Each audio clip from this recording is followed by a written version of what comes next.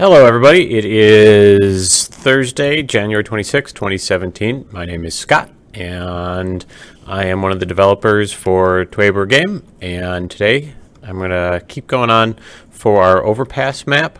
There's a few things that I've got to touch up on it just to make it ready to hand off to engineering to fix anything that I have boggled, which would not be a stretch of the imagination. What I've got to do now is put in, because this is what's known as a capture the core game mode. In layman's terms, capture the flag. And what we've got is a power core that spawns 45 seconds into the first match. Looks like a little tiny core, reactor core.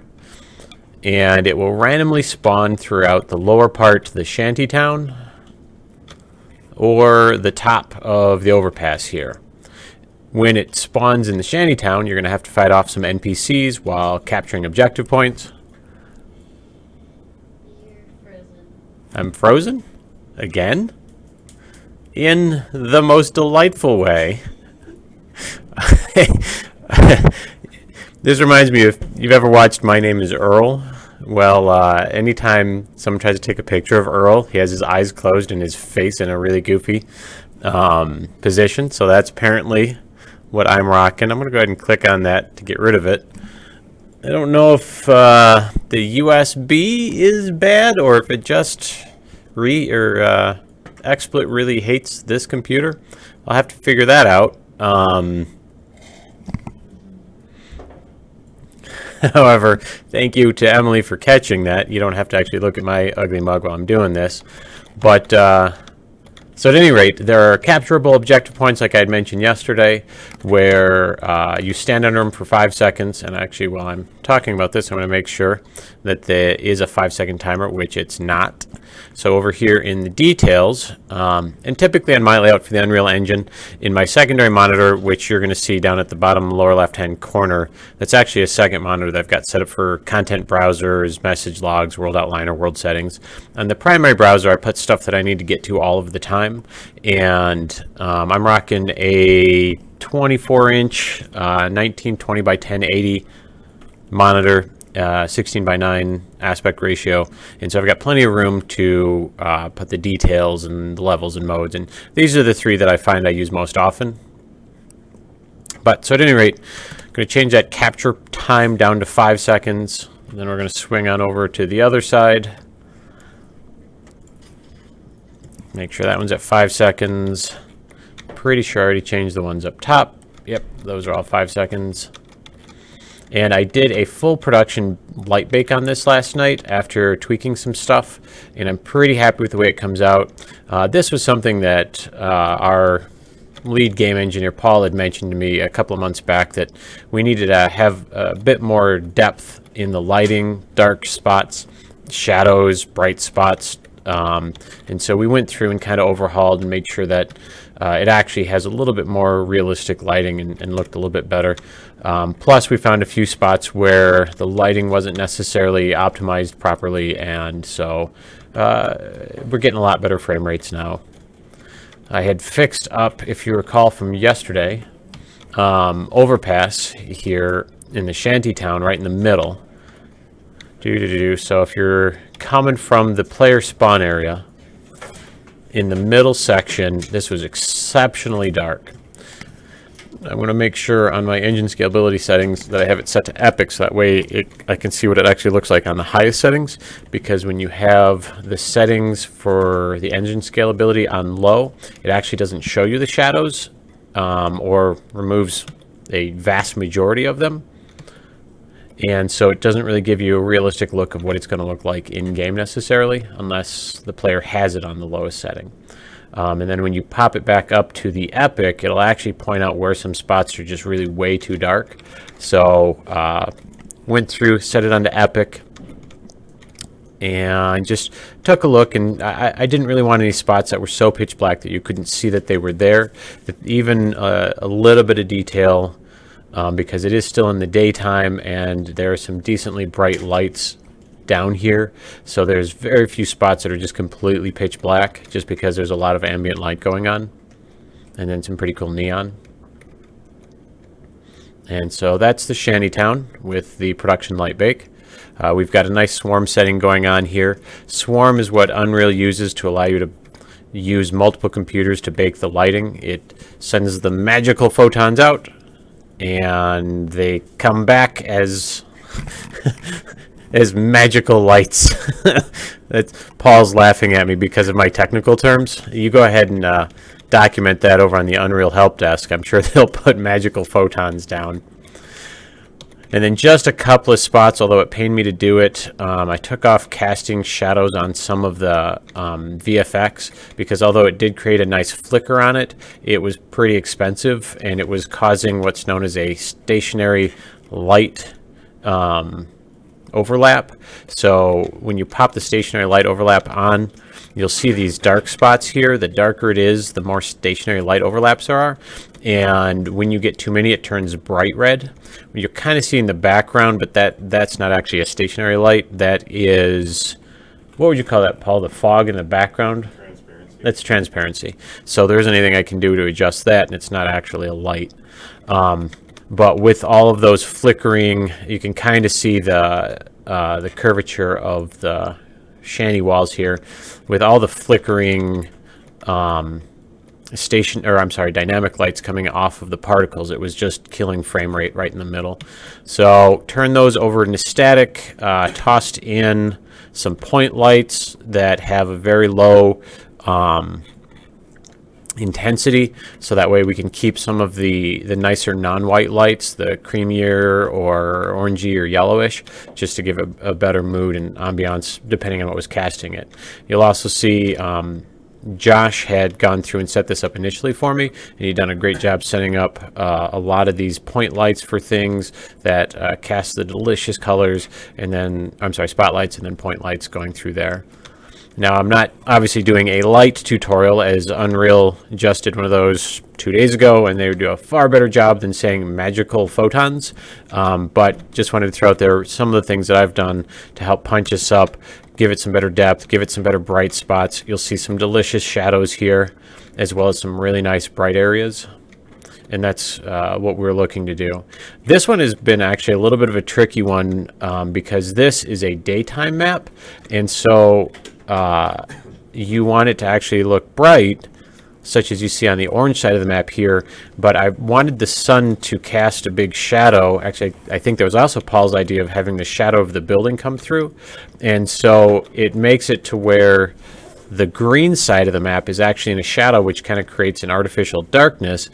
And I didn't want to blow the lights out really high to make it feel like, because when you have like the spots up really high, it feels like you're at nighttime. But I didn't also want to lose the darkness of the shadow from the building.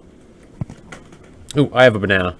We've got some of the developers. For any former developers that worked here, we still go to the Apple Mart, and some of them are heading over now to, I assume, pick up apples.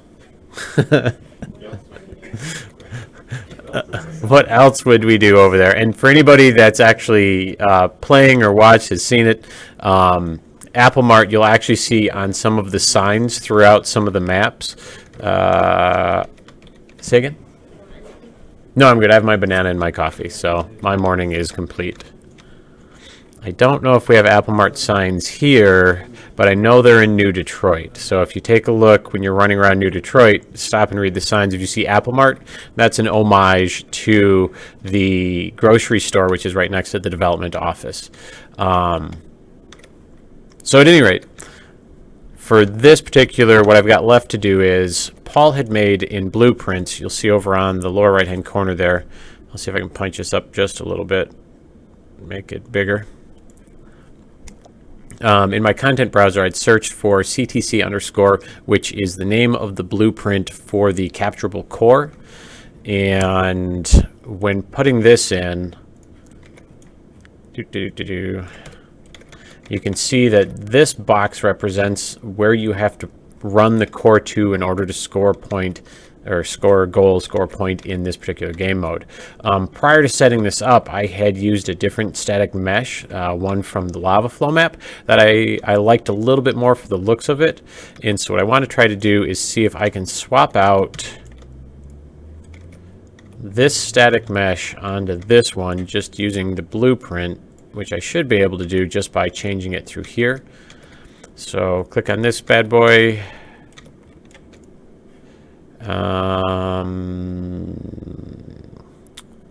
That is going to be reactor main. I'm going to click on the little search, and then it's going to pop it up into my browser here. Oops, I don't know if I remember to get rid of that. We'll go ahead and make this a little smaller. Yeah, so I clicked on the little search box here, immediately popped it up over into the content browser. Now, and it's going to automatically have it highlighted. So going back over to this guy, I should be able to just take the static mesh and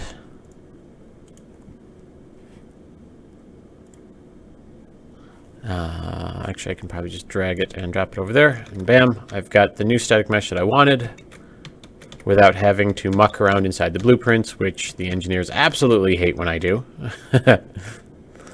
That does have a few other bits and pieces on it that I rather liked. That has the spinning bottom to it. I wonder if, looks like that is it is a blueprint.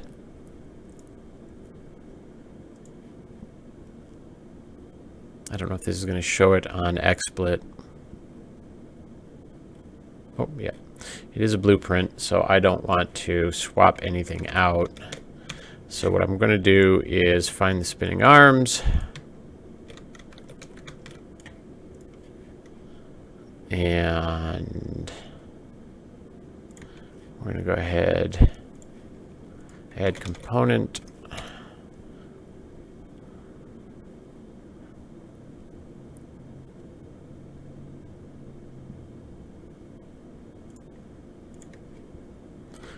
Though I don't know if that's going to actually keep them spinning.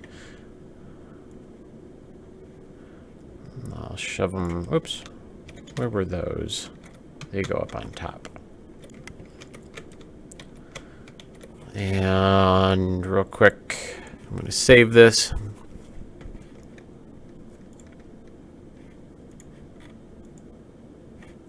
Oh, and while this is saving, it does take a hot moment or two. Going to remind everybody that today at 2 p.m. Eastern Standard Time, we've got a brand new game, Resident Evil Biohazard, I believe? Resident Evil 7. We picked that up today for Emily to stream it. It is a horror survival. I mean, anybody knows what Resident Evil is, basically. And oh, holy crap, that put the giant saving on there. Or at least you guys can see that it is saving. Let's see if I can grab the webcam again. No, that's just gonna be acting up on me.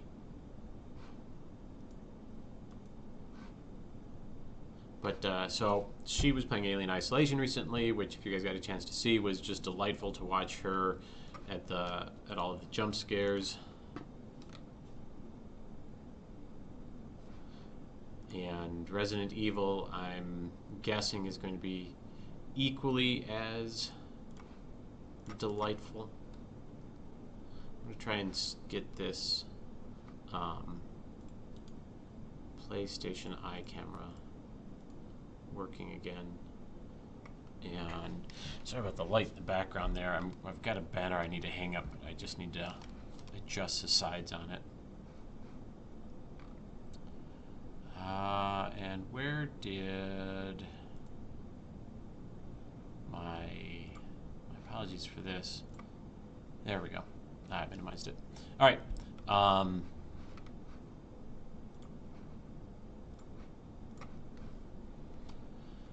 So now we've got it saved. I'm going to do a quick test. Current camera position. I'm going to hide the. I'm going to change the overpass NPCs the streaming method to blueprint, so that way it doesn't actually load for this section. The NPCs are these guys here, the foot soldiers that are defending the base, as well as the happy little bad guys that are patrolling around through the bottom of it. And when running in engine, it kind of runs a little slower than I'd like for development, so I just hide those guys when I don't need to use them. And so then we're going to pop back over to doop-a-doop-a-doop. Actually, you know what? I don't need to change that to spectator.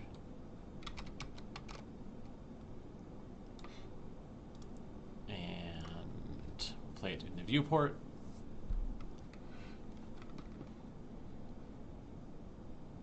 And once it loads through the database, we have this set up to where, oops, I forgot. So when your character spawns, it hasn't, now this is only because of the development build that we're using. It has to go to the database first and make sure that your character has stats such as health. And if I spawn too high off of the ground, I end up dying because I have no stats, because the database has not yet. Although that may be something else. We'll see what happens here in a hot second. Oh, that because it thinks I'm on the other team. Alright, yeah, so those spinning arms are not spinning because I grabbed the static mesh instead of the blueprint, which what I wanted. And I don't think I can nest a blueprint inside of a blueprint. I don't believe that is something that's possible. So what I'm going to have to do is delete those guys out, and then I'm just going to take the blueprint and overlay it on top of this particular static mesh. So we'll get rid of that guy. Drag his happy butt on over there.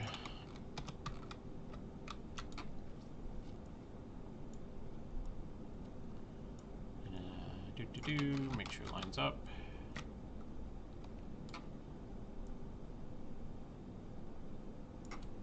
Looks good. Let's check the top. Looks good. I'm going to rotate this guy around by 90 degrees, so that way that is in front, just for aesthetics for me. It's front and back. And then we're going to jump over into our content browser. This will bring it up easier for me. You don't have to click there. Is that a blueprint? Let's take a look. I'm going to go there, type in spinning. That's the spinning heat exchanger, which is a blueprint. Oops, let's get rid of that. Just make it a little easier on myself. I don't know if that actually made it easier. It did not. So we'll stick him here and just move him underneath. Doop doop. Now the reason why it's two blueprints, I didn't want to waste engineering time. Paul's got way better things to do with UI, UX, bug hunts, that kind of stuff. And I can just as easily accomplish myself by nesting these together. So now what's going to happen is, unfortunately, I'm going to be on the other team again, so that turret may decide that I need to be attacked, but let's find out. Actually, I can just make it a little easier. Switch over to spectator pawn. I'm going to real quick take a look. Oh, looks like the camera is still working.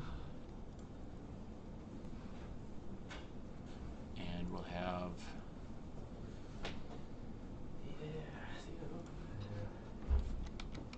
So I've changed it to spectator, which is just a generic pawn that doesn't that allows you just to basically hover and view things like a ghost. I don't know if Paul set that up or if that was default in the engine. Huh. That did not do what I was expecting. It's supposed to be moving like that. So I must have grabbed the wrong thing.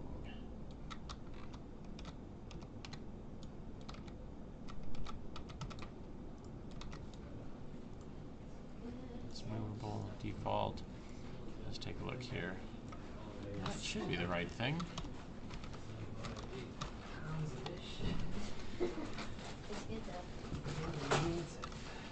Should be causing any problems from being nestled under there. So I'm going to sneak in.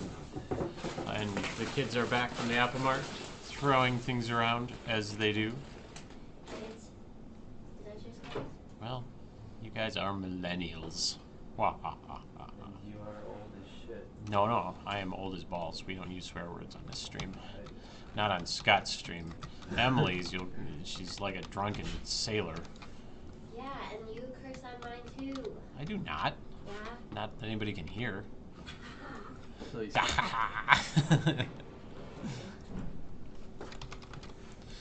See if I've got a different one. You know what? I do. I had the wrong one. So, I've got the rotating heat exchanger, slow, and that's the shield winch, I believe, is I had nested a particle effect on, which is the one that you'd seen over on the other side. I'm going to stick this guy in real quick. How'd you guys do? Did you score big at the Apple Mart? Sure. Why not? Yeah. I just got stuff. Cold chips.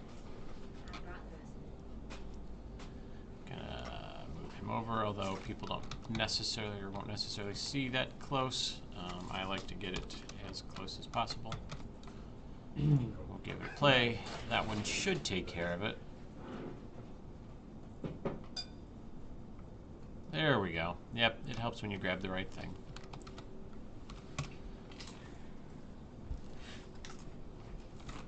And then we're going to do the same for rotating arms. Doop, doop, doop. Nest them down on top of there.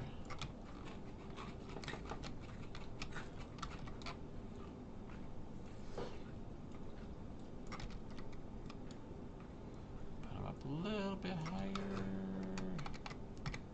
That one's off center.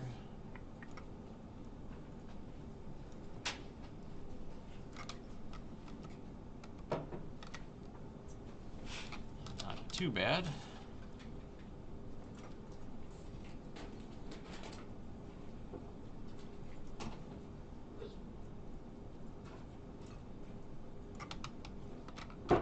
Oops. Fast there. Hey, Paul, is the spectator pawn built into the Unreal Engine, or did you guys set that up? What? The spectator pawn? Is that That's built in. That's built in? Yeah. And we're gonna play. I am running fast and loose. I did not end up saving it because it wouldn't be that huge of a loss if it ended up crashing, but this kind of thing it is less likely to crash on. It's not too bad there. So now we have the capturable core spawn point. Although I'm a little tempted to move it over to the sides here as the capture point.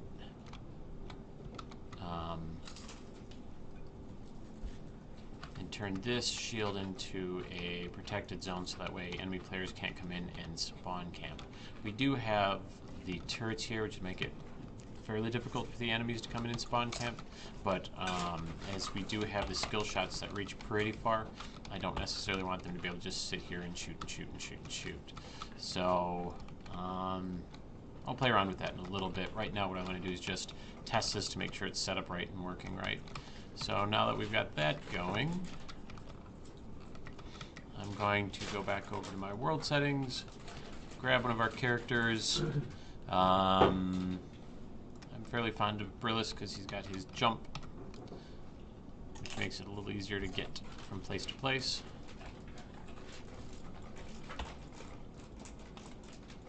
I'm just gonna, you know what? I don't need to necessarily run to where the core is going to be since I know where it's going to spawn.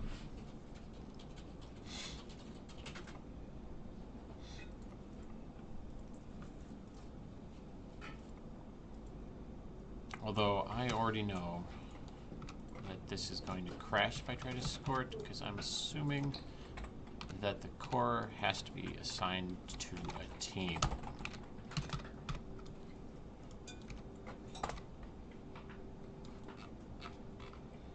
So actors on team, right now it's got the spawn pads. and the heel pads and the side turrets.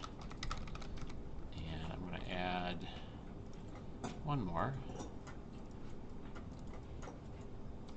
And it's not in the same level, so I've got to take this bad boy, go to the correct level, which is going to be the overpass script. I'm going to stick that into move selection to current level. So I believe that is where this guy is located. I'm going to eyedropper him. Yep, there we go. CTC reactor. We've got the right team, all that kind of stuff. I am going to save now. Oh my god. Listening to this history thing, have you ever heard of the mercenary Urbino in Florence, Italy? This guy's brilliant. So, he,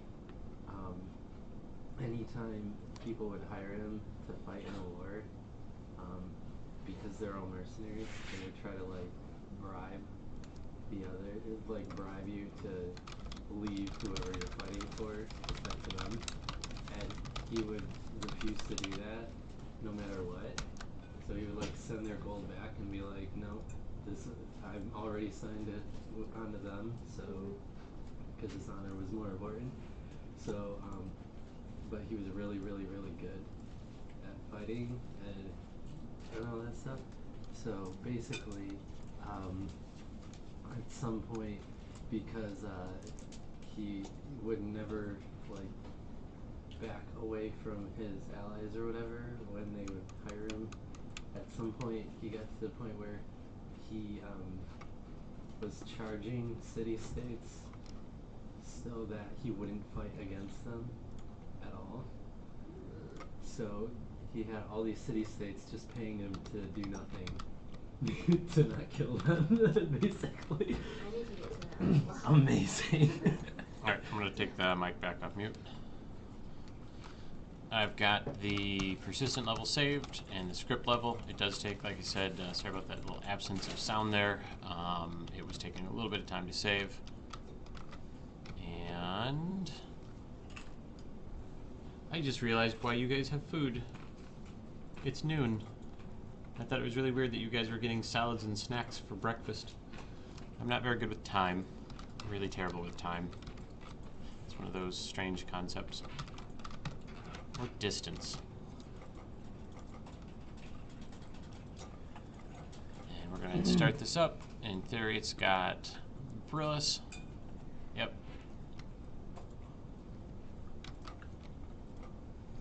We'll run around Shantytown just a hot minute.